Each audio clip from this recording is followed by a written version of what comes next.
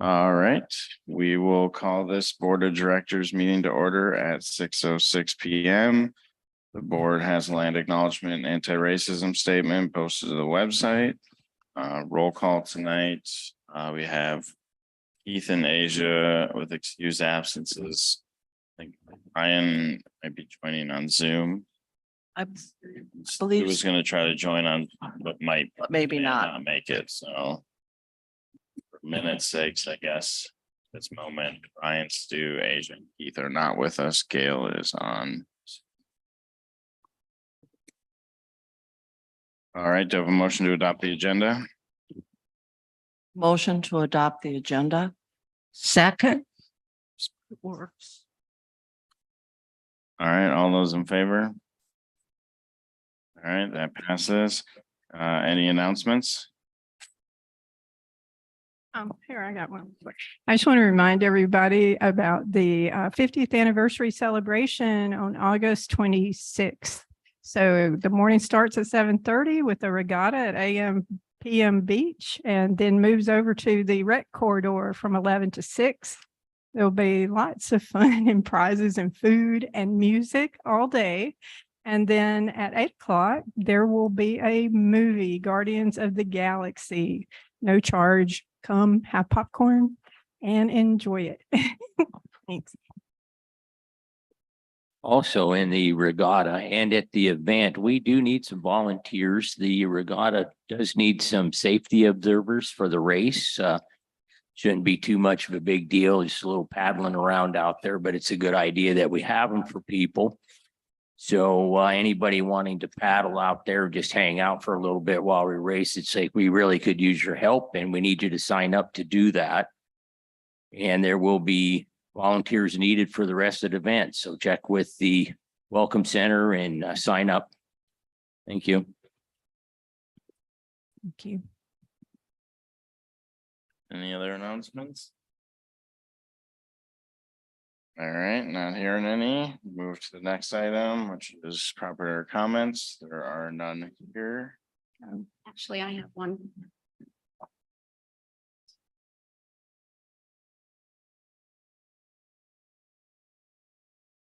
I'll just get up here as a property owner, Tiny Vanderpolder, 8 Spinnaker Lane. I just wanted to clarify something from last Tuesday's meeting when we were in open session. AJ mentioned something about Gail assaulting Sonia, and that's a very strong word, and it's been really weighing heavily on me listening to that. Gail and Sonia have known each other for years and have been friends. Assaulting sounds like maybe Gail hit her, did something violent. It was just laying her hand on her, and I just don't want Gail's reputation to be sullied in any way to make it sound like she did something that was violent or inappropriate. So that's all I want to say. So can I respond to that? Most definitely was inappropriate. Yeah, it was inappropriate. And as the recipient of it, it was actually very shocking and startling. And I could tell you, she used every bit of her strength to grab me and shake my arm. So she was loud and was acting aggressively. It was very upsetting. It does actually meet the definition of assault. I understand that it was a heated exchange, and that's why I haven't asked for any kind of action against her, but I don't think it should be minimized either. I think we have to be careful about using that word, though, especially with people that have known each other for a long time. And All right, well, excuses can be made, but I'll stand by what I said, so. Moving on to item number 4 then, presentation of the proposed 2024 operational budget. I'll pass it over to Sonia as the treasurer quick, and then we'll get started. Okay, great. Thanks, AJ. So last week, we presented the capital portion of the 2024 recommended budget, and tonight will be the presentation of our 2024 operational budget. Before we get started, I'd like to thank Joel Heverling, Sudden Valley's Finance Director. And I'd also like to give a special shout out to our other CPA, Nikki Bailey, for all her assistance with the reserve study and audit documentation this year, as well as our entire accounting team. We've asked a lot of them over the last 12 months, and they've delivered each and every time. I'd also like to thank our General Manager, Joanne Jensen, for her work and support throughout the budget process. And last but far from least, I want to recognize our senior management team for their expertise and work, not only on the budget process, but also for their dedication to our Sudden Valley community. So thank you to Mike Brock, our maintenance superintendent, Greg Wyden, our turf care manager, and Brian Krulak, Sudden Valley's longtime director of golf. And although this will be Brian's final year as a full-time employee of the association, his professionalism and dedication to the quality of the course hasn't wavered. We'd like to thank Brian and his crew for delivering another record-breaking season of golf revenue. And thank you to AJ Tischlitter for your leadership and the planning processes you helped implement. So I'd like to just quickly review the budgeting process. We talked about this a little bit last week, but SVCA's budget is prepared every year.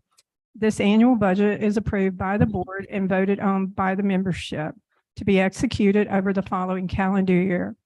While maintaining the core concept of annual authorization, the annual budget is developed with a multi-year perspective through strategic and long-range planning, the preparation of a 10-year capital plan, and a 30-year reserve study. Revenue and expenditure, as well as constraints on assessment increases, are considered together to determine annual budget targets. The budget covers all SVCA departments and operations based on input and recommendations received from each department's manager. This process ensures the budget presented to the membership is a consolidated picture of operations and is voted on as a whole. Sudden Valley's operating budget for 2024 balances $4,287,474 in revenues with $4,287,474 in expenditures.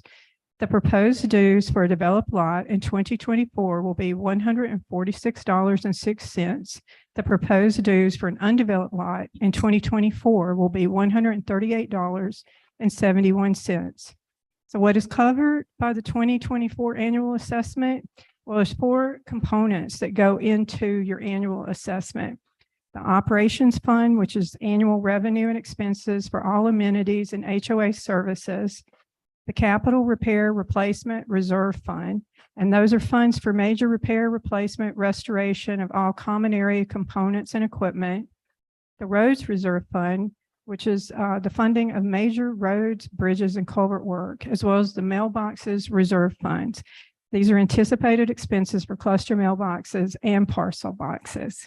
So if everyone can just hold your questions until Joel is finished with his presentation, and then we'll move forward. And we're fortunate enough that Mike Brock and Brian are present. So if you've got any follow-up questions for them, they'll be happy to answer as well. Thank you. I'm going to pass it to Joel Heverling. To share. Yeah.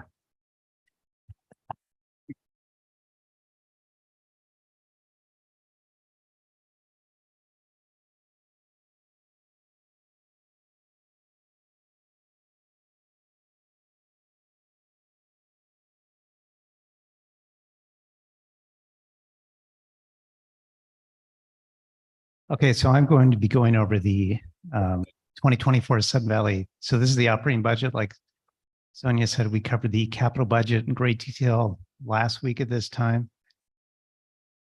So I'll just start off with, and of course, what was already shared.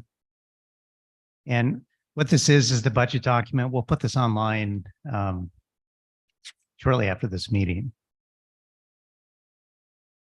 So what I'm going to go through is the same document that you'll be able to see.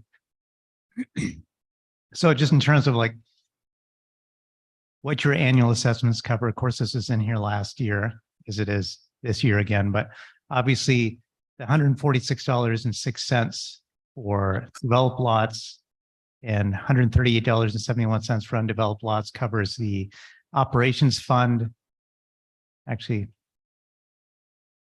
let me just scroll to this. So this basically is in a nutshell. So this is showing, as you see here, dues in 2023 right now. Obviously, this year is a kind of an odd year because of that rec special assessment ending. So we had two tiers of dues for, or two levels of dues for 2023. The regular $144.31, January through May, and of course that's been the monthly amount since 2020. So then all the way through May 2023, $144.31, and then you'll see June through December, our dues dropped to $141.81 for I'm just talking about developed lots right here. And of course, then the reason why it dropped is because this ops special assessment portion, this 1213 fell out of it. And so then we figured basically we have the 5828 plus all this capital, those two added together, then we increased that amount by 7% according to the SGM, which gave us an amount of 141.81.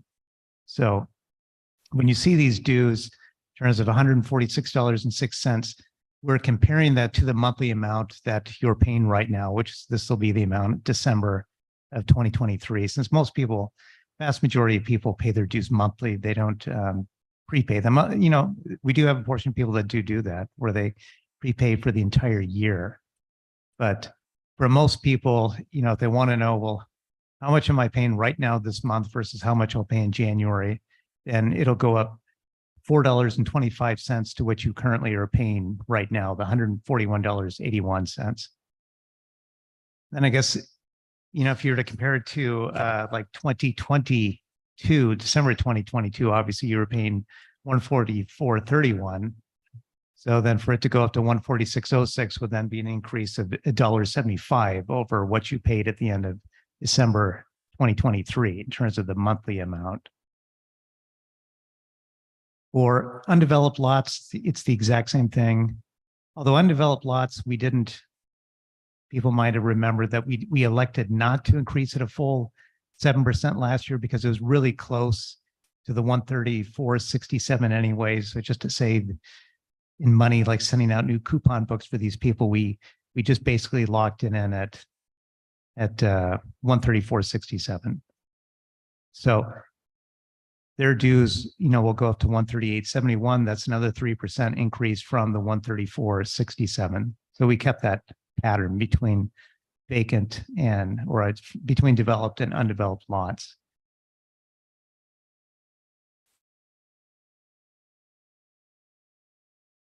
So now this page has been in the budget document for years. And basically this is just showing you, well, it's just showing you the breakdown. And this obviously is in combination with our capital planning, which we did last week. So this is just showing you a projection of, according to how things stand right now over a 10-year period, what your dues would look like. And of course, we clipped this chart off, or this table off, to 2028 to make it more readable. But between 2029 and 2033, it's the exact same amount, 146.06. So right now, as it stands, the 10-year picture, it would be 146.06 for each year through 2033. Of course, that could change depending on how things look at the end of this year or at the end of next year, like next year this time during the budgeting season. Now, this chart in here is just basically showing you it's just your revenue sources. And so the dues in this case would be $146.06. This is showing you what portion makes that up. So you have $72.16 going to operations. And if I went back to this table, there it is again, $72.16. And you have SURF, $36.10 here. So here it is in the pie chart, $36.10 for SURF. And then here's the roads, $37.13. And then the mailboxes, which is 67 cents. And these amounts have remained unchanged. Down in here with these small little pie slices, actually you're seeing, like, in terms of Marina, so Marina has a net operating income. So this is actually showing that it's, in a sense, supplementing the dues by $5.06. So if we had the spending structure the same as we have right now, we didn't have the marina income, then the dues would essentially be $5.06 higher. But we obviously we do have the marina income, and the same thing for golf enterprise with the budget revenue for golf. Obviously, they have an operating net income budgeted that's supplementing operating dues by $1.82. And then probably the most interesting addition would be this little brown slice right here, dark gold, whatever that is. But so the proposed capital portion marina fee increase, which we talked about last week. So this is purely related to those wet slip docks that will have to be replaced in 2029.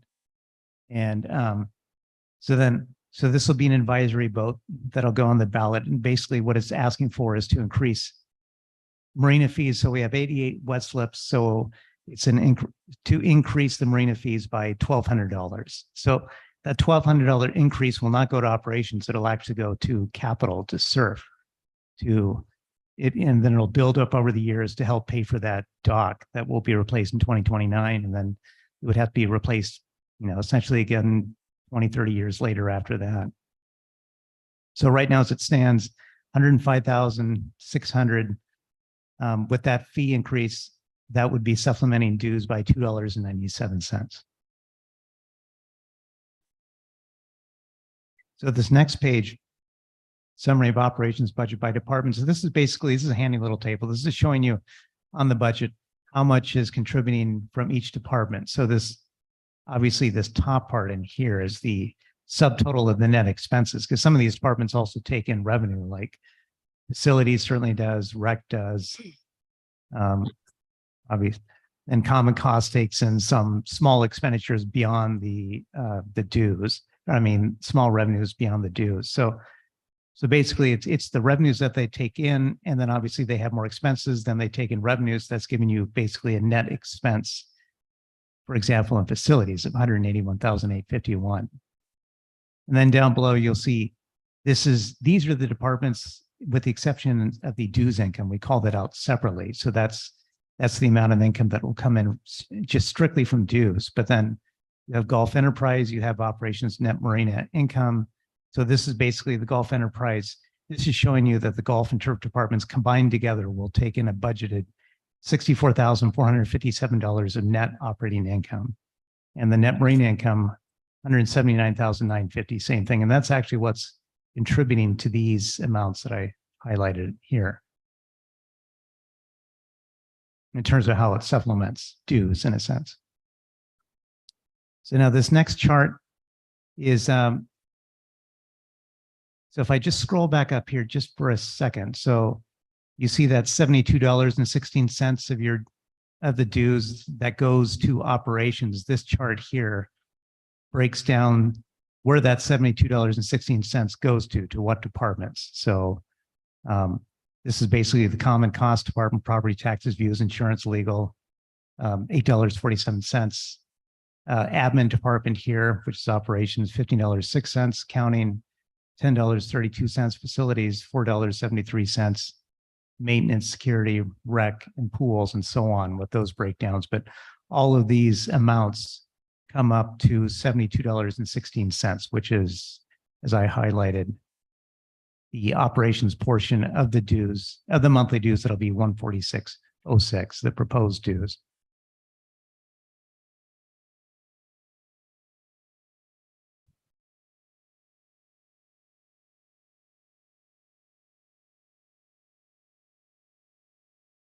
So this next page here basically just calls out some highlights in terms of the budget background, just in terms of basically, obviously we're accounting for things like anticipated additional payroll expenses, increases in property casualty insurance or association insurance, fuel, utilities, prioritization, maintenance and infrastructure facilities, and which is similar to what we did last year in terms of we focused on those areas fairly heavily.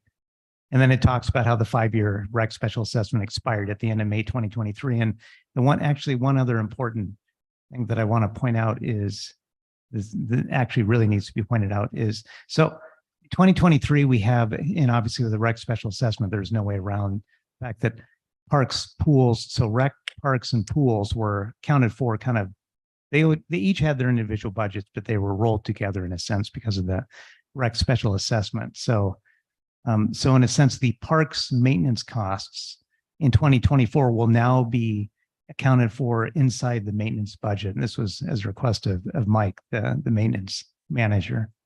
So when we go through this budget, you'll probably see in parks that it's all zeroed out for 2024, but don't let that alarm you, because actually those costs are being now budgeted for in the maintenance department. Kind of really no different than how some utility costs that were previously budgeted for in pools are now budgeted for in the rec department and so on. And then the rest of this is just additional budgeting information talking about the about special assessments for operations and the 2019 SGM, the dues limitation, 7% dues limitation, which is what really applied last year when the rec special assessment stopped. And then we had to look at what are the regular dues amount left over, and then we can increase that by 7% for the 2023 budget.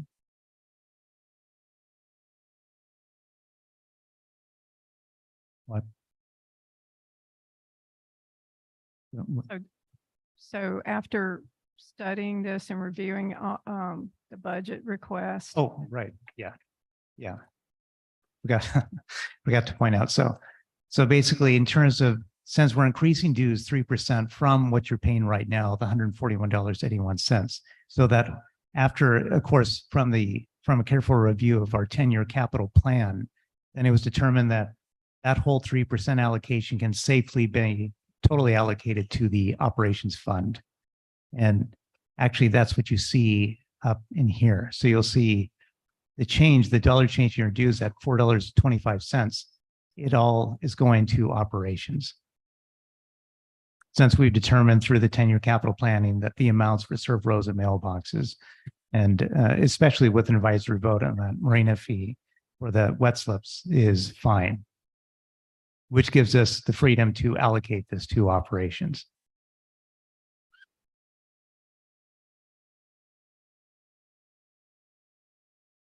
And then this page, before we get into the actual budget document itself, this really just shows in a lot more detail this annual revenue worksheet. It's showing you the developed lots. We have 3,121 developed lots. We have, and these are very recent numbers, in terms of as of July month end. So we have a total of 3,121 buildable lots. 2,739 of them are developed lots, and 382 are undeveloped lots. And this is basically showing you how much your dues on an annual basis goes to surf, roads, mailboxes. And then this is showing you like a total amount that we'll collect from dues, just from operation dues, will be $2,668,844. Then obviously we have a bad debt, or the collection rate that we determined for this year is for 2024 is 95%. It's 95% for this year, 2023. It was 93% for 2022 and 95% also for 2021, the budgeted amount. So we feel that 95% collection rate is a good collection rate. In terms of, I've calculated, so the collection rate, the final collection rate for June is actually 97.2%, June of 2023. So 95% is a good, safe collection rate to use. And like I pointed out before, for every 1% that we go over 95% in 2024, then we would take an additional $26,688.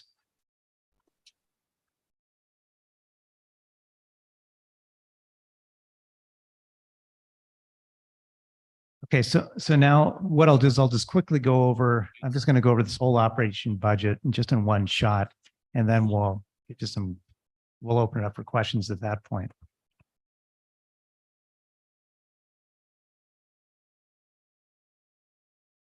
Now, like I said, and Sonia already said in her introduction there, that when we did this budgeting process, of course, a lot of this input for the departments, would be from Mike in terms of maintenance. Parks, obviously parks is now rolled into maintenance, and facilities. And then Brian and Greg on golf and turf, and then Joanne for admin and others.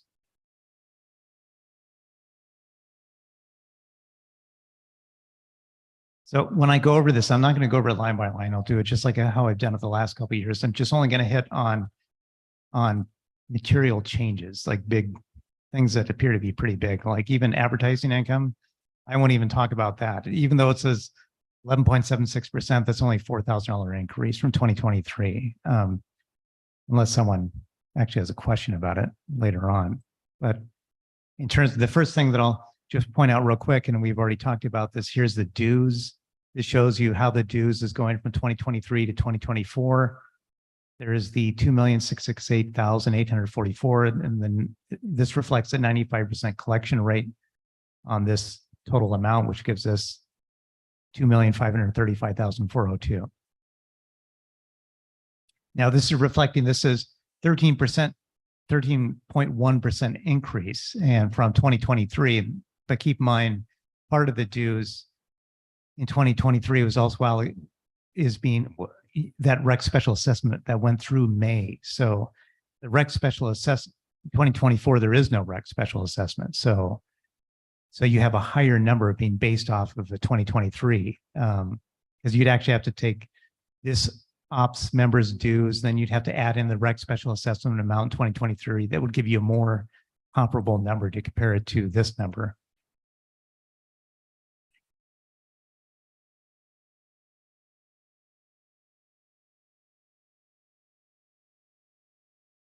So now certain line items that we've definitely hit would be the, like, here's one for property. This is the property tax.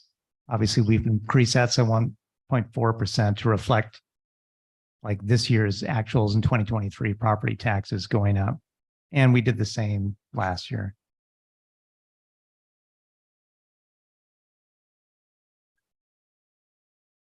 Insurance premiums would be the other big line item increase in common costs.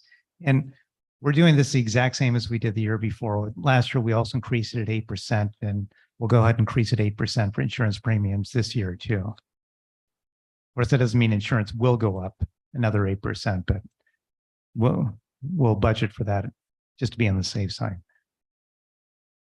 Those are really a couple of the main highlights, or three of them, I guess, for common costs. So then basically into accounting,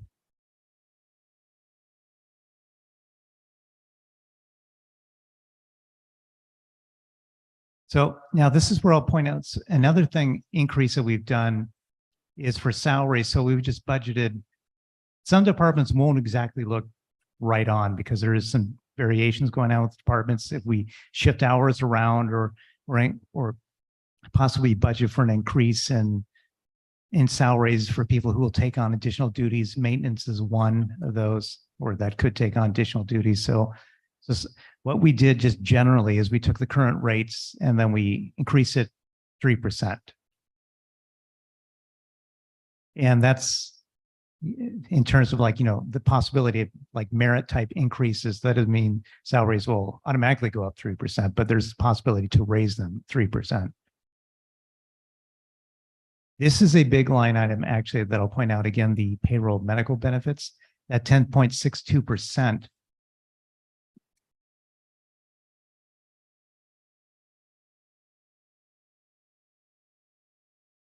So what we did for this line item is we actually increased it 10.62% between 2022 and 2023.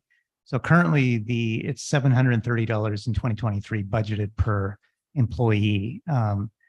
And so that means the association this year will pay up to $730. And it's actually higher than that in terms of the actual healthcare costs are about $745, like approximately right in that range. So the employees pick up the difference of that. And so for next year, what we budgeted for is another 10.62% for these healthcare benefit costs. So then it's going from $730 to $807.38, but it'll be the same thing.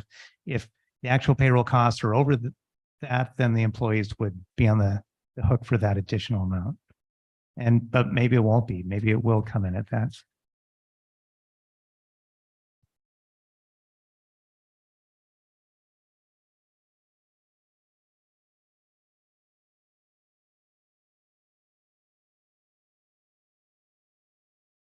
Okay, in terms of like for the facility, so we have lease income in facilities. This is one little change that we did from 2023. So this lease income, Barn 8, Christ the King lease income. So last year we budgeted this to hit the rec department since the barn is in the rec department. But this year we're going to split it out and just plug it to facilities since it would keep in line with the restaurant and the library as well. So that's why you'll see the prior year was 0 and now it's up to 14,400. And then when we get to rec, you'll see the opposite occurred. Salaries, same thing. So we generally budget an additional 3% from current rates. And of course, in this case, we have an opening right now for the janitor. But another big difference with this is approximately 10% of the janitor's time was also budgeted in the rec department because the rec special assessment. So in 2024, we're just going to budget his entire salary, his or her, whoever it becomes, the entire salary in facilities.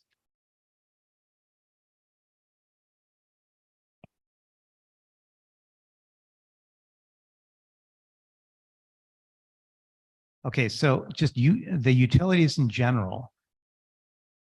So last year we increased utilities, obviously, and then we're increasing them again for this year. So just in terms of just thinking about all of utilities on a general basis, you'll see we increased at 9.77% between the 2023 and 2024 budget.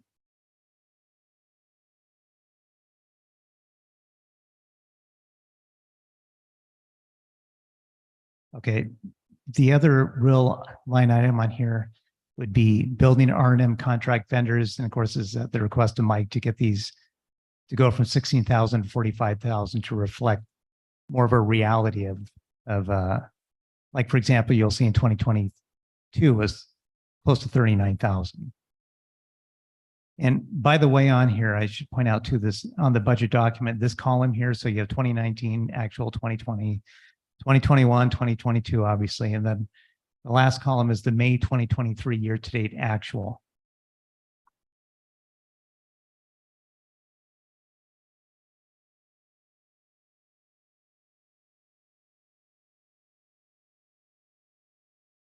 Then another line item we bumped up on here is another 5,000 for other professional services for facilities.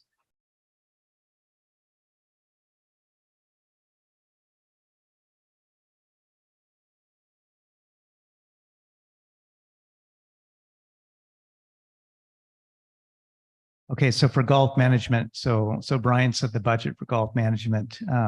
When I get to turf, Greg also set the budget for that as well. So you'll see that Brian's budgeted revenues from going from 2023 budget to 2024 budget is, so he increased those budget revenues 13%. And that's also a 5.7% increase from the actuals in 2022.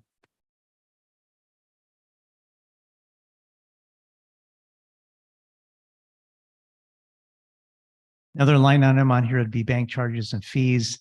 And this is just to reflect the actuals in terms of bank charges and fees obviously have gone up from credit card charges, people using their credit card to buy golfing rounds.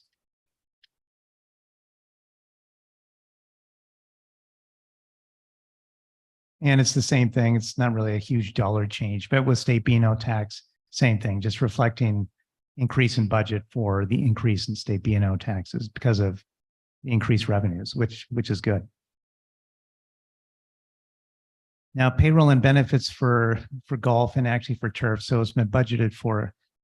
So basically, the labor structure in terms of the amount of people, the FTEs in golf and turf are fairly similar to how they are this year.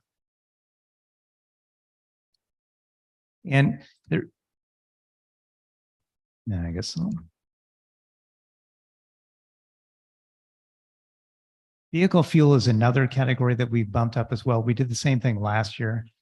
So you'll see we're bumping up 26% from the 2023 budget. But in terms of really kind of focusing on the 2022 actuals, we wanted to get that up at least another 5-6 or so for that.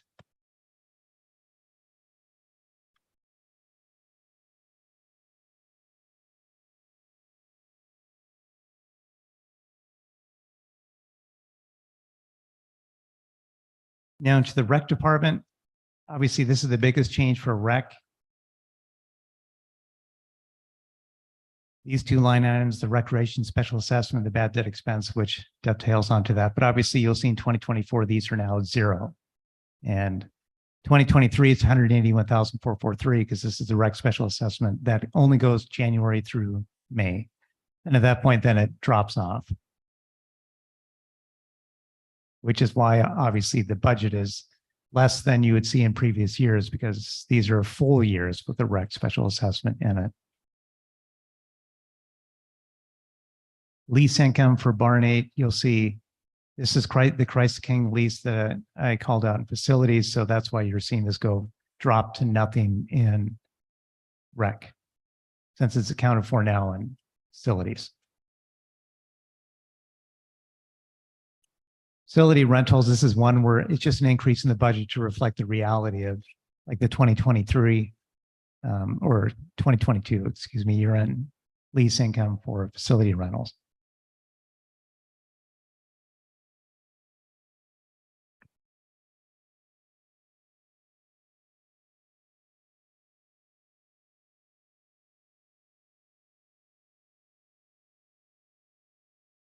Okay, so for payroll and benefits here for rec department, obviously they all went up 3%, but we also have an additional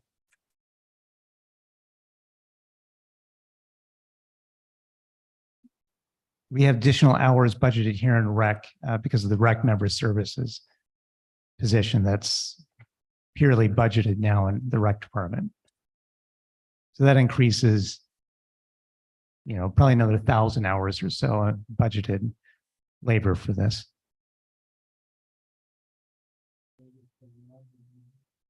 And same thing with the utilities. Obviously, the pools utilities is all accounted for in rec. We did that last year. We'll do it again. I mean, for this year, we'll do it again for 2024.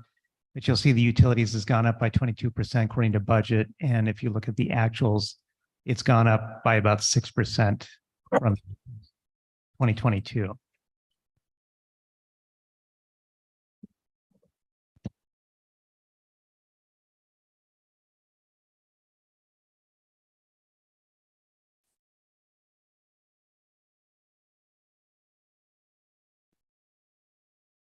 The good thing is now that we're into maintenance, we're actually quite a ways through this operating budget. We're actually getting pretty close to being through the whole kind of 10,000-foot view of the operating budget.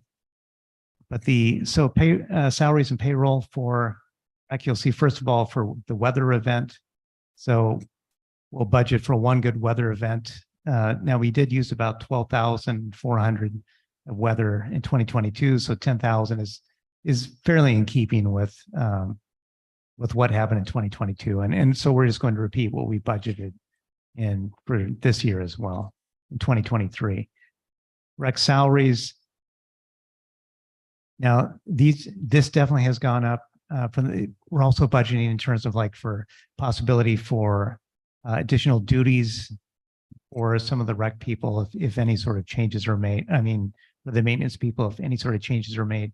And also keep in mind, since there is no Parks Department anymore, you'll see in here, I mean, it's on here, but it's all at 0. So all of this, so these rec salary numbers are definitely going up as well. So this year for 2023, we had part of labor time budgeted for parks and then the other lion's share in maintenance. And those were all maintenance people doing that. So now it's all just being reflected in maintenance.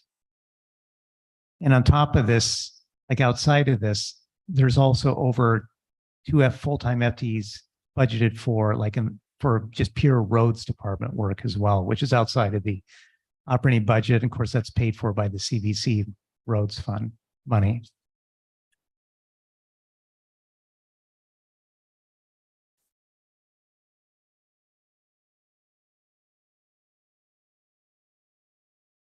Vehicle fuel, same thing. We increased that.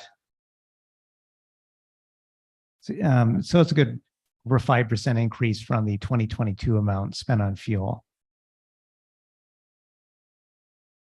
So even though it does show a decrease here in the budget, looking at what was actually spent in 2022, it's an increase from that of over 5%. Now, equipment lease and rental. So the good thing about this, so we've increased this, obviously, this whole budget, since this is Mike's budget, but this line item, I believe, is the one where he'll use to rent a wood chipper in terms of, so the Firewise, as you can recall, in previous years, Firewise was taken out of the UDR fund. So Mike is going to solely do Firewise through his maintenance operating budget this year with his people, and in combination of like renting wood chippers and stuff to like buzz up branches and stuff that they collect during Firewise. So in 2024, we expect not to see any UDR money being allocated for Firewise, since maintenance will take that on purely through the operations budget. Another good line item, the snow removal services, you see it was 20,000 budgeted last year, or for this year in 2023. And obviously we spent close to about 38,000 in 2022, where this is now at zero because we're buying that UTV vehicle to do snow removal ourselves, which obviously now we won't have a need to spend this on a vendor, a contractor.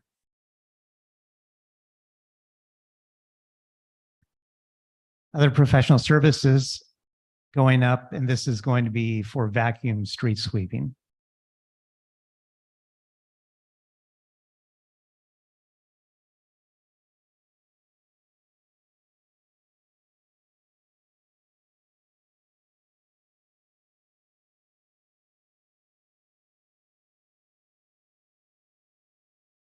Okay, so for the marina budget, what we're essentially doing is we're just being on the conservative side. So the operating portion, so the marina fees right now, how they stand, the fee structure itself, like that will still go to operations. So that $1,200 increase to go on an advisory vote for the wet slip, that portion will not be reflected in here. That portion is reflected in the surf capital budgeting. So so we're basically repeating this. So this is basically just all you're seeing here is the operating portion of it.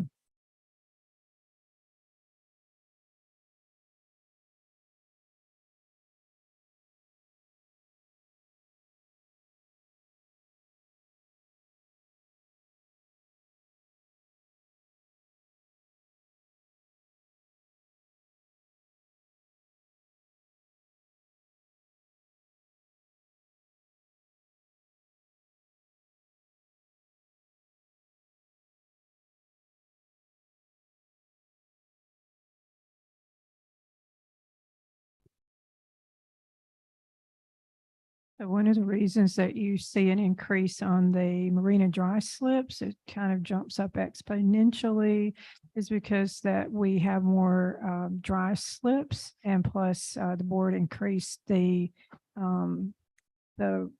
rental fees. So that's taken into account the full number of dry slips. I believe it's 192, and also the current rate. Yeah, that's correct.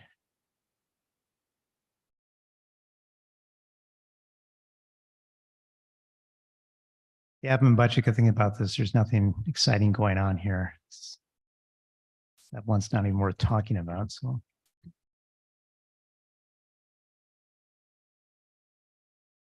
okay, so you do see a decrease on the salaries for the admin budget. And this is just really all this is, so we still have the same amount of positions, same amount of people in admin, but one of those positions was the ops manager, which was at a higher rate than what the chief of staff will be or is budgeted for. So that's why you see a decrease in admin, but it's the same amount of people, just different positions, especially between the ops manager and chief of staff and the budgeted salary rates for those.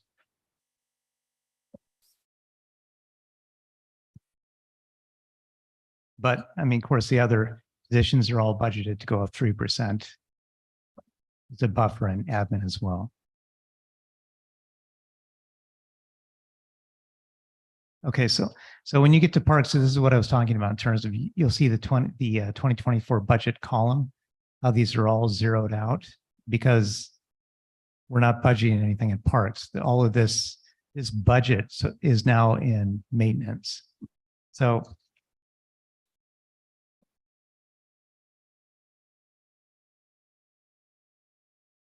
like, for example, if you were to go add up in terms of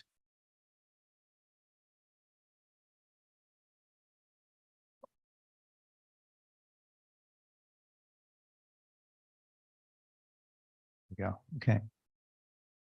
So if you were to add up the previous budget, the 2023 budget, that's 84,462, and then add up the previous 2023 maintenance budget, then you would have an amount of 525,645. And versus now the 2024 budget, there's nothing in parks, but there's $553,222 in maintenance. So that's an increase, you know, the two departments combined together from 2023 budget to 2024 budgeted, still over 5.25%.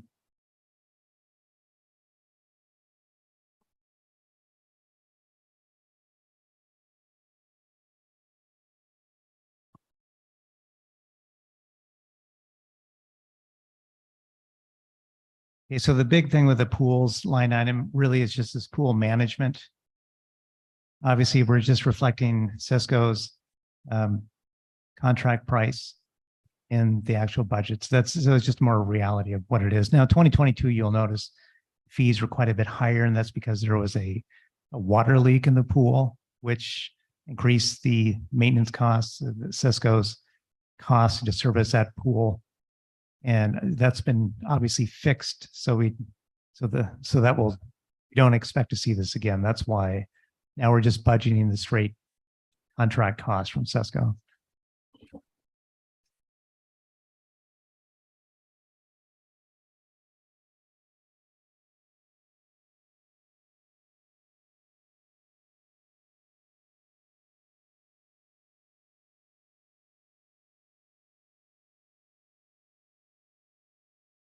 Okay, so for the ACC department, now a couple line items like hazardous tree removal costs. So we're budgeting 55,000. We have 75,000 this year.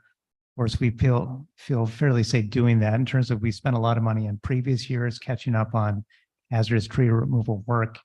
And plus, we also have, if for some reason it came down to it, we do have more money now available in UDR since we anticipate not taking anything out for Firewise, since that will be done purely through maintenance operations.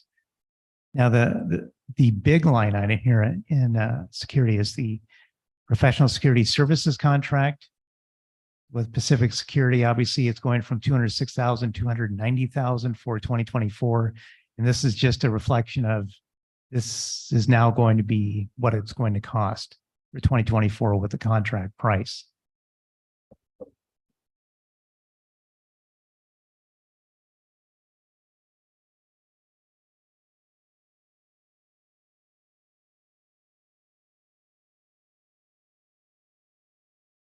ACC security and salaries. So we do have just like fairly similar in 2023 for this year. We have approximately $75,000 budgeted for this position, just the one position, the one FTE. And now we also have, you'll see down here, the ACC consultant. So even though we do have the environmental planner budgeted up here for 75,000, then we have ACC consultant, we still have 10,000 budget in here to be safe. But if we are down an environmental planner at any time like we are currently, we do have the ACC consultant. And so in terms of the combined costs of like his historical fees and what we budget for an environmental planner, we're very safe in terms of those two budgeted line items.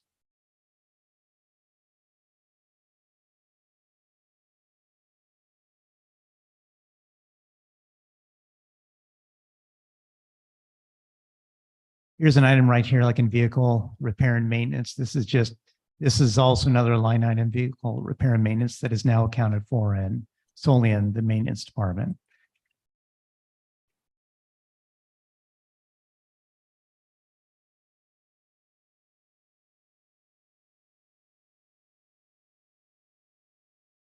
Okay, so the good thing, so this last department in here for the operations is turf care, which is the other side of golf. And then you'll see we budgeted, additional 3% as well for payroll. We do have some more hours budgeted in here as well for labor and turf care.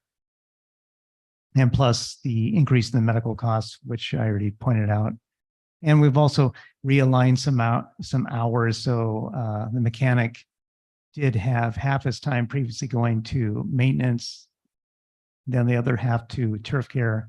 So we've realigned his time. So now 95% of his time is in turf care, which also contributes to an increase like in cost.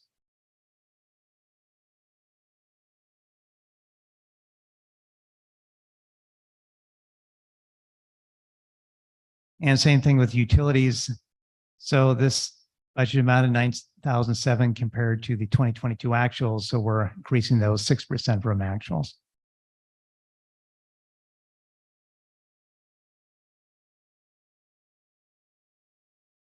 So, and then we have other items that you'll see increases too, and these are at the request of Greg, like equipment R&M, but largely these budgets, golf, turf care, are done by Brian and Greg.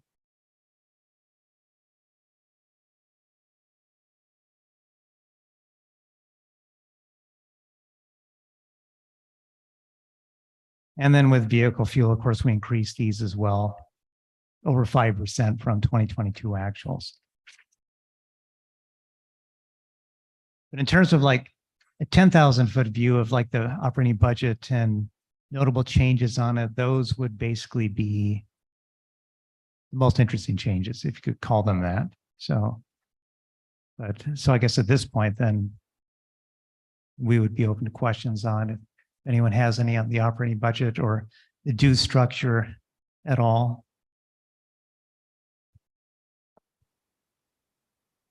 Sure, Linda, yeah. Are you ready for my pages? No.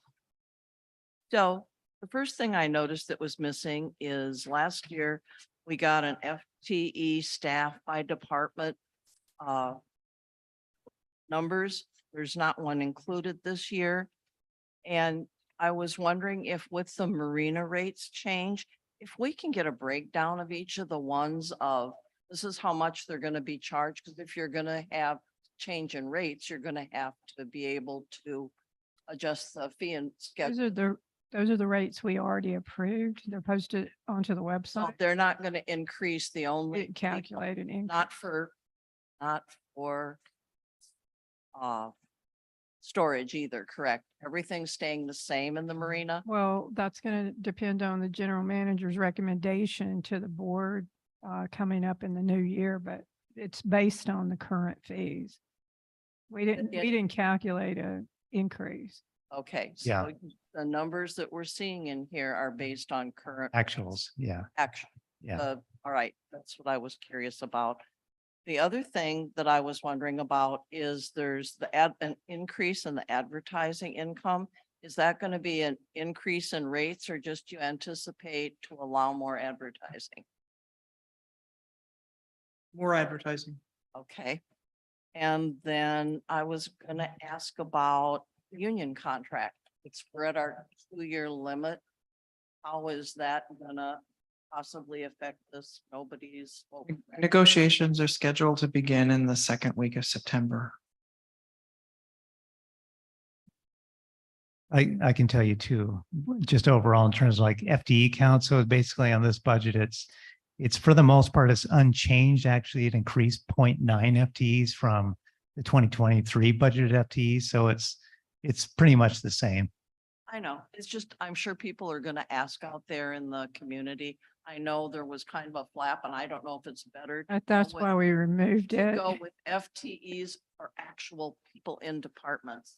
You know, we kind of came to the decision that, wait a minute, I think, people are going, well, there's so many here and so many there, and there were parks last year. It would just be nice to get a clarifying little thing, and whether you decide to go with people in departments, which I think is better. People don't understand FTEs very well always. And I think it might do better if you just told people, yes, we have 50 people in admin and 100 in maintenance. I'm being facetious now. Yeah, Linda, I'm laughing because we've had this discussion internally about 58 times. And mathematically, FTEs is more accurate. And from just a normal human being standpoint, you want to know how many people you have working there. So we go back and forth. I just think it'd be nice to have it. I'm sure you're gonna find that out there with the community asking, that's all. So the increases in payroll are going to be for exempt as well as non-exempt employees? Yeah, Departments? we just budgeted straight down the line for that. Okay. Ba, ba, ba, ba, ba, ba. I'll wait. Is the maintenance manager gonna speak to this? I had a question about, there's a line item for building R&M contractors. I was just wondering, what are we anticipating contracting out for 2024 as opposed to done by our staff? So Mike, if you don't mind stepping up to the, Thank you. Yeah, I can, Mike Brock, I can address that. So we have a lot of services that we contract out that need expertise, like our HVAC, for example. We have boiler inspections, just different services like that that we need to contract out. And those services are becoming more expensive. So it's kind of based on actual numbers and historical figures as well. Yeah, I just noticed, I think this year we did our roofs and gutters and that sort of thing with the subcontractor that sometimes staff used to get up and do, and that's kind of the questions I have. Also, are we anticipating hiring a janitor again? Because I see we have an opening, or is it better that we maybe look at a company to do our janitorial work? I can speak to the gutter cleaning. We are planning on outsourcing that, Hmm? just due to liability and the cost of it. It's pretty inexpensive to do that, so I think it's better. Do you want to speak to the? Sure, we've been advertising for candidates for the custodial position for several months. Recently, we did identify a candidate to which we're making a formal offer now. We feel that to have someone here is much better than to have a service visit sporadically. We have had a good relationship with a company that we contracted with on a month-to-month basis to fill in. There's one thing you can't do without is custodial services. You quickly come to a realization of how important a clean bathroom is. So nothing but good things to say about that company, but in order to keep costs in line, we were required to restrict the days that they would come out. And so staff have been restocking bathrooms, but not sanitizing toilets. And in the rec center and the community center, particularly with the high volume and the fact that most people who go swimming are using those toilets, it hasn't been ideal. So we'll have a new custodian starting, and for a very brief period, we'll have both the new custodian and the service continue. So we'll focus in different areas until we're confident that the new employee has a good sense for what's going on, and we'll move from there. I wonder too, if it might be advantageous, and I don't know what your budget looks like, is if you don't do a company full-time, is to basically join them together so that areas that really need attention get attention by maybe a service company as opposed to it's just something to think about. that's I don't kind know of how what it fits. she's. That's exactly what we're going to be doing with this overlap period. We're going to be focusing on some heavy duty cleaning, the kinds of things that you would do every 6 months or annually. The other change that we've made to the budget in terms of the janitorial services is to put hours in for a seasonal person so that next year we can have more hands on deck during this very busy period when we have open bathrooms at AM/PM Beach, at the marina, and we have a very high volume going through these bathrooms here in the community center. So we'll be in a much better position to maintain the facilities and have a higher standard of cleanliness in those facilities. I'm glad to hear that. Yeah, I do want to thank the staff of the rec center and the other areas, for example, staff in the welcome center we restock, we're cleaning the floors, we're dusting and vacuuming in order to keep costs down for cleaning and concentrate more of our services here. Same in maintenance and turf care. They've gone from twice weekly cleanings and sanitization of the bathroom to just once. And they've been doing a lot of their own spot cleaning to keep the facilities looking good. So thanks to staff for making those efforts. Happy to see the change because I think it's a wise change to see if you can't combine things more. 'Cause for one person to do it is just, it's huge. Too much, yeah. It's huge. So while Mike's at the microphone, does anyone else, or do you have additional maintenance questions since we have him up at the podium? Man, oh man. Thank you, Mike. I just have one last question because the rest of it I've got to look at better. But with pool management, last year when we did their contract, I thought it was around 60,000. And is it going to come down that much for this year? Do you anticipate? Because I know that's service and chemicals. Yeah. We presented that contract earlier in the year and it exceeded the budgeted amount, but it was still less than 60. I think we're at 47 something. Mike spent a great deal of time at the beginning of the pool season with the professionals from SESCO and determined that by lowering the water level, and Mike, feel free to step in. No worries. Sorry. Yeah, from what I understand, the chemical usage is about half from what it was last year. And we'll see how that is at the end of the year, because we have warmer weather now and you use more chlorine when it's hot, but it was trending about half of what it was from operating the pool a little differently. Wow, that's nice. And the pool water is excellent, I may say. The main pool. Yeah, both pools are tested on a daily basis by staff, and we have a weekly visit from our pool maintenance professional.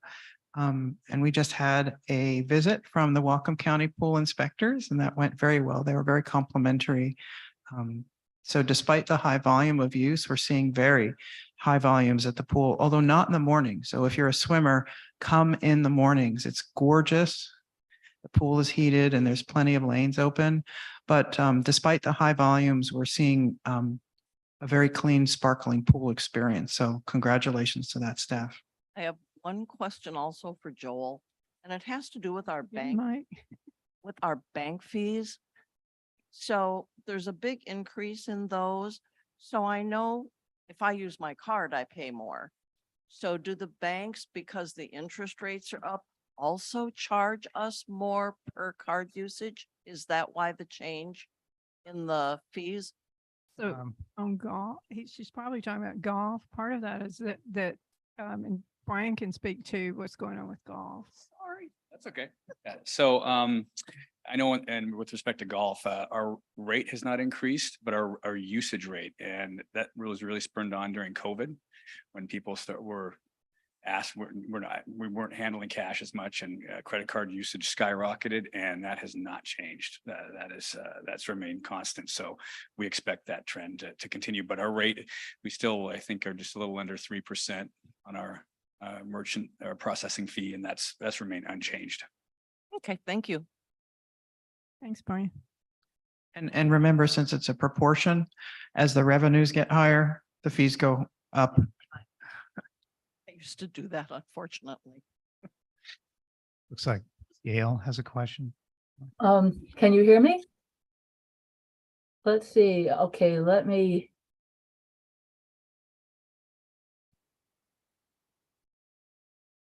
Gail, your sound is very bad. Perhaps you could type your question into the chat bar. Sure.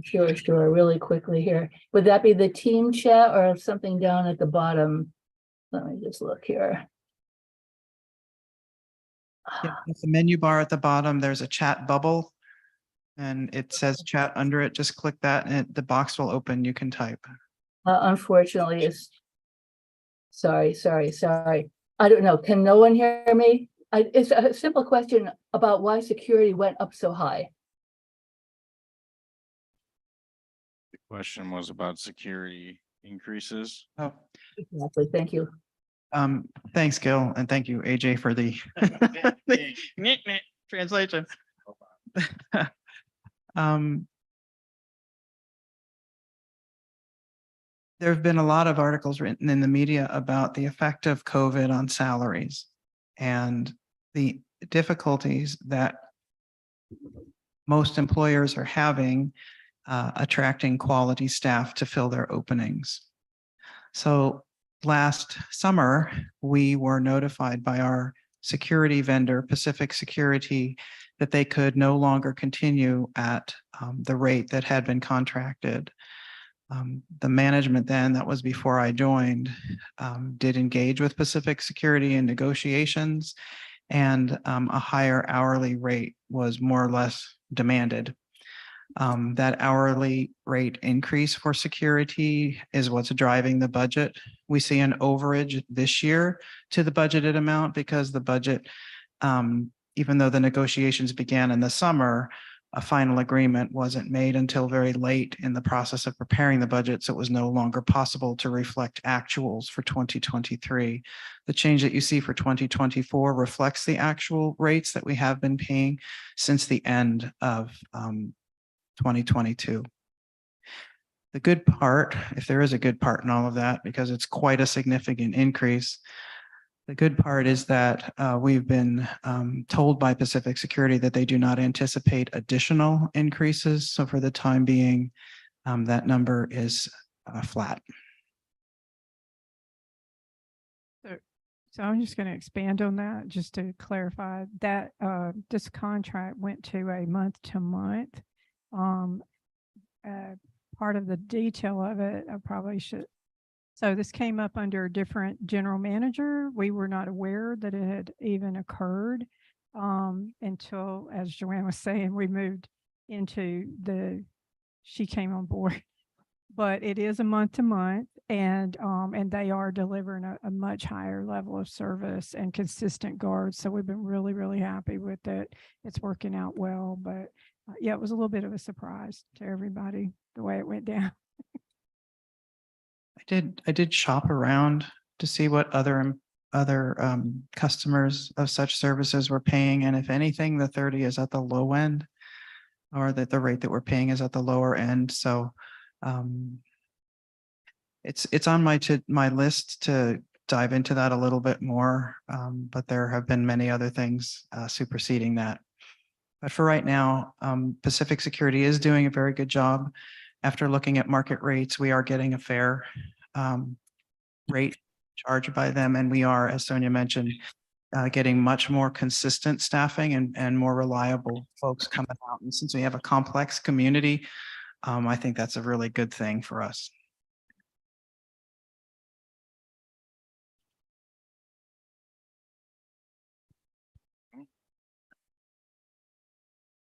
I'm just concerned about the marina, the vote that we're looking at. I'm looking at the fact that we have income after expenses from 2019 starting at 99,000, going up to 164,700 this year. So right now the marina is adding to the bottom line, and some of that money is going to ops. So we've got 3 possibilities in the advisory vote next year. One of them being $1,200 increase to marina patrons, which when they're already contributing to the bottom line, it seems to me that what they're paying should go to maintain the marina, not something else. I mean, if it's not needed, that's fine, but to increase it by $1,200 a month. And then our third option is possibly, having people vote on completely taking the marina out, which that will take a lot of money out of our bottom line. So I'm thinking maybe we need to look at another option rather than, I mean, it seems punitive for people at the marina to pay for not only operations, but then have to, the money that's is profit is not going into maintaining the marina. It seems. So the 3 options are that we increase the marina fee on the 88 wet slips. There's only 88 wet slips. So only 88 members get the benefit of those marina slips that are going to cost over $1.5 million to replace. So $1,200 would go towards that, which is only about a third, approximately a little over 30% of the actual cost to replace them. The membership, if we increase that by $1,200 annually on those 88 members, the membership still is covering 2/3 of the actual cost, 2/3 of the 1.5 million. That's the one vote. The other vote is for the membership to cover all of the expenditures, 100%. And then the last one is to just not replace them at the end of their useful life. And considering that 88 people are benefiting, we felt like we can't, in clear conscience, ask a membership of 3,121 members to actually, they have a right to take a vote and determine, do they want to cover $1.5 million for 88 people? Because that's what it amounts to. If let's say we remove those docks, it doesn't prohibit you from utilizing the marina. You still have launch docks. We could actually even add another launch dock, and we have plenty of, we can even expand the dry storage. So you'd still be able to store a boat, you just wouldn't be able to have it in the water. And so it's such a significant expense, but we felt like doing it like this was fair because the association does have a certain amount of responsibility for not having budgeted correctly and recognize that that we should have been budgeting better. This has been 50 years of this, you know, like it was based off of old numbers, and somewhere along the line, when we were doing a reserve study or something, somebody should have noticed that we weren't properly saving to replace that.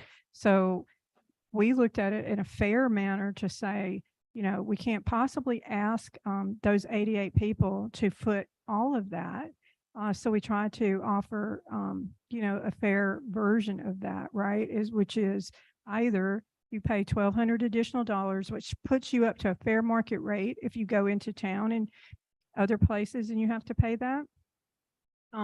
It is what it is, as we discussed last week. That's literally what it's going to cost. So we've got to find a solution, and the fairest way to do this as an HOA is to ask for the advisory vote of the membership.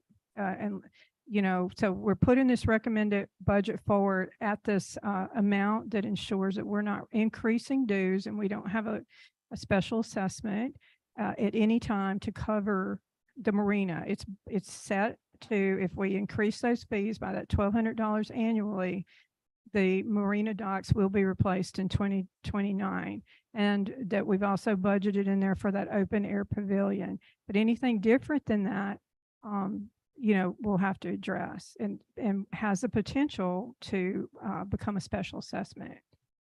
Well, to me, that makes sense if the marina is a break-even proposition. But if the marina makes money every year, then that profit should be going to maintaining the marina. So it's not really asking the rest of the membership to pay for the marina when the marina is already paying. Well, you're not wrong in what you're saying. That's what should have been occurring.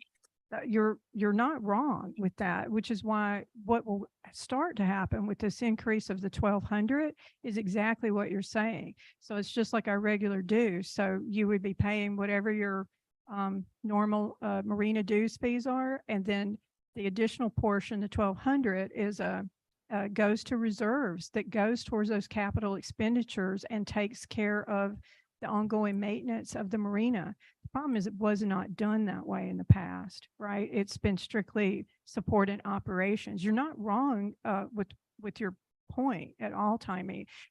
It can be corrected by putting that $1,200 towards reserves.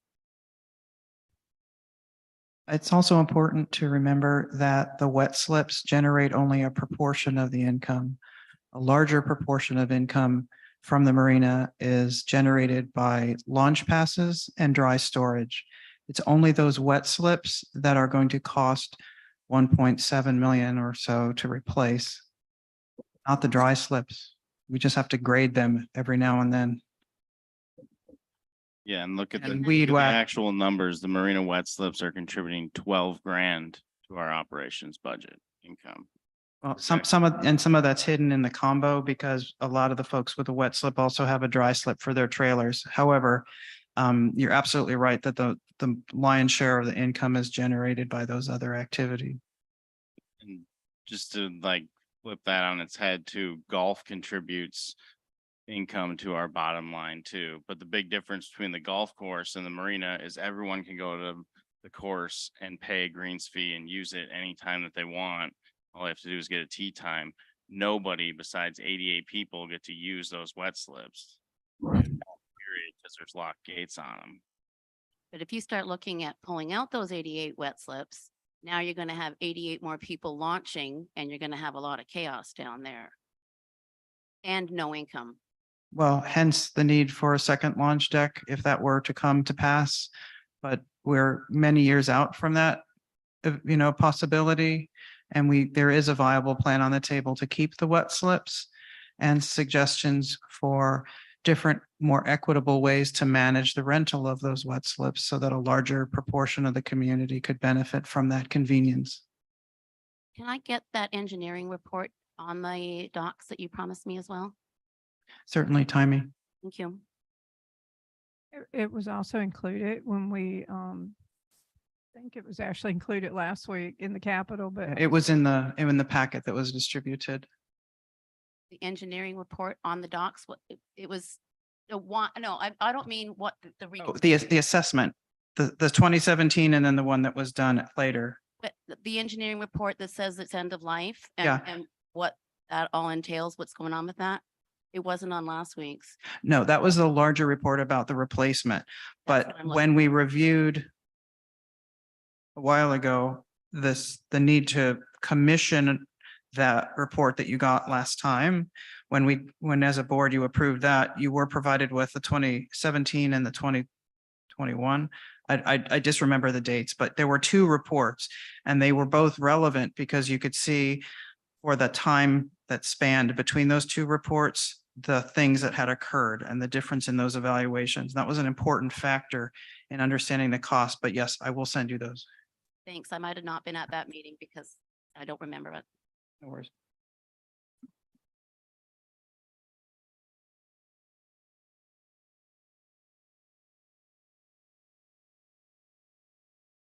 AJ, I have a question. So we're looking at ops now. So I've looked at capital and I have things I don't understand. And are we going to come back and have the board be able to discuss just things that we found once we look at stuff and ask some questions about that? Sure. Yeah, I was thinking next meeting, we can have a general discussion on it and we're gonna have to, get prepared to vote, on it and stuff soon too, I think. Towards the end of August there.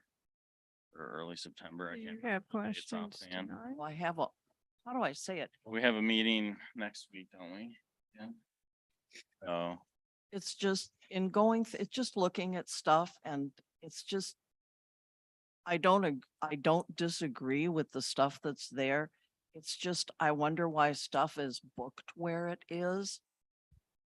In what we received from SURF.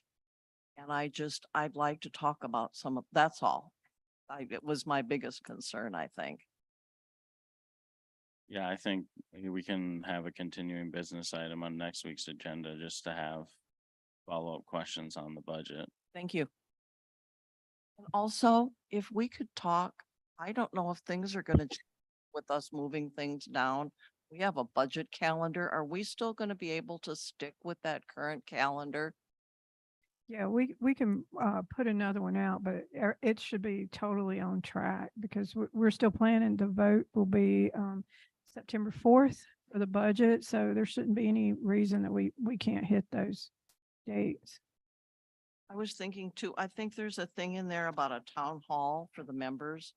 And I know originally it said that that was the festival's gonna, and it's not gonna be the same, but is the town hall still gonna be on the same day? No, it would be, well, I had it on the August 19th, but it's too hard for everybody because of the event and everything. So it's likely going to be the weekend after the event, just because of staff is spread pretty thin leading up to that. And then on that day, I thought it'd be actually fun to do it that day, but then there's nobody to volunteer and work the event if we have a town hall. So, so what we're thinking is the following weekend, to have it like that. Yeah, cause on your schedule, it's for the 19th of Right. of August, do the town hall, and I just wondered, is that gonna up, down, sideways? That's all. Just make a comment about the, like the advisory votes and stuff. I think it's it's essentially a survey of the community. It's the most effective survey we can execute of the community because we see the most participation in November typically with the AGM. And so I think being able to gauge where the membership sits on some of these important decisions like this is valuable information for the board to have. Oh, I have a good question since you're talking about advisory votes, and Nancy might be able to. This.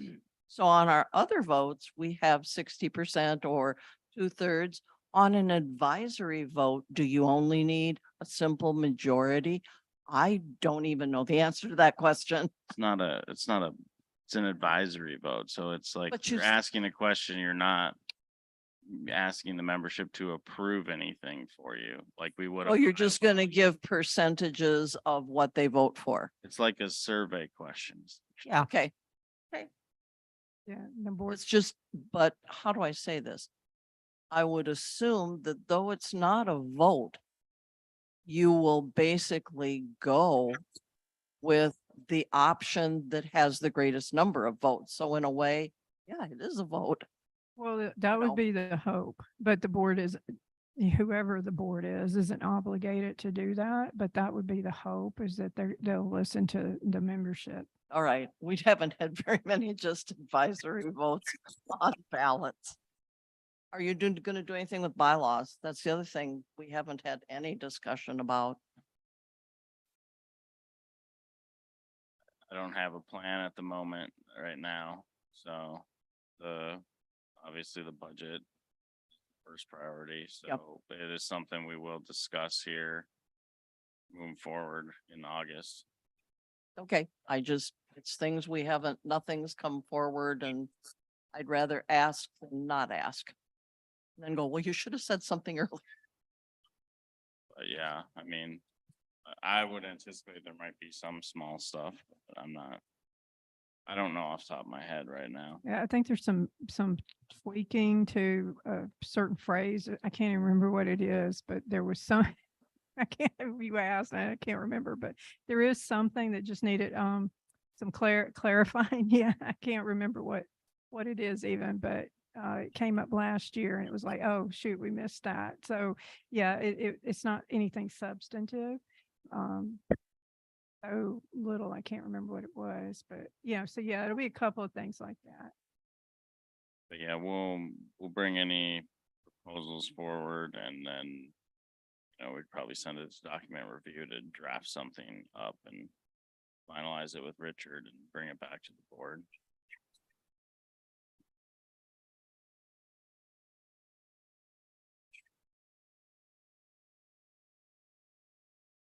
I would like to make a comment. I'd like to, on behalf of the board and myself, I'd like to thank Mike Brock and Brian Krulak for being down here tonight and for the work that they do. And for Brian, and it's your time's coming short. I just still like to start appreciating that for you. It's like you've done a hell of a job and everybody loves you out in the golf course. So thank you for your efforts, and thank you, Mike Brock and Brian, for being down here tonight and helping with the process.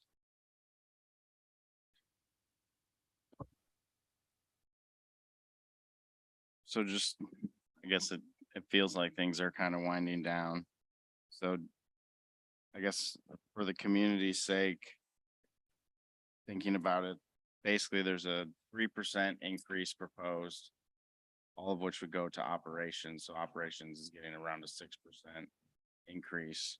Largely, a lot of that increase is going towards increased costs of goods and services, salaries for our employees. Couple main things we are building into our new operational budget are now Firewise as a standard program that doesn't require capital programming from the board. And some additional building services that we're now contracting out. It's kind of the main gist of it. 10,000 foot view. That sounds like a very good budget. Okay, so I guess we decided then that any budget questions anybody has, just bring them back next week. And so, Joel, you will be in attendance again next Thursday.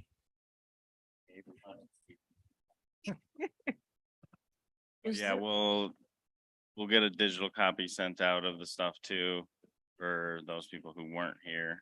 And everyone else to have a digital copy. And then, yeah, we can bring additional questions and stuff next week, and we'll continue to move through this process.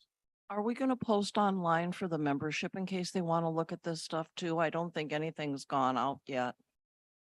Which makes sense since we're just doing ops now and we just did reserves, but I'm sure there's people out there in the community that are gonna want to take a look at things and maybe have their own questions for another meeting. So they'll be posted as an the capital will be posted as an addendum on last week, and then this will be posted as an addendum to tonight's meeting. Is that correct? That's the plan. Are we still using the AGM button? I know last year, I think we had like in the AGM button, we had like the full proposed budget too. When we get to having the budget materials included in the ballot, that's what'll go up on the AGM button. But we're going to be posting the displays, the spreadsheets. As Sonia mentioned on last week's agenda, we'll put an addendum there. And then this presentation that we reviewed today will be an addendum to the agenda for the 8-3 meeting. So that's how we'll make it available to anyone who's interested. The ops budget, then an addendum to this week's. Yeah.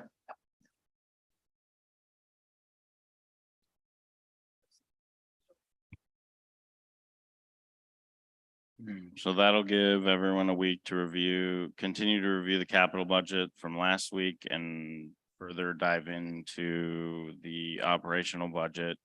So please do come prepared with anything that you have so we can address anything and get anything wrapped up at the next meeting, because we'll have to prepare all the materials to be voted on by us. Like Joanne said, we're getting into the ballot books and stuff like that. Yeah, our meeting next week is a normal meeting again, and it's back to 7 PM. Now that we're done with big presentations. So reminder to everyone on the board. Is there any other questions or concerns? All right, we're adjourned. Thanks, everyone.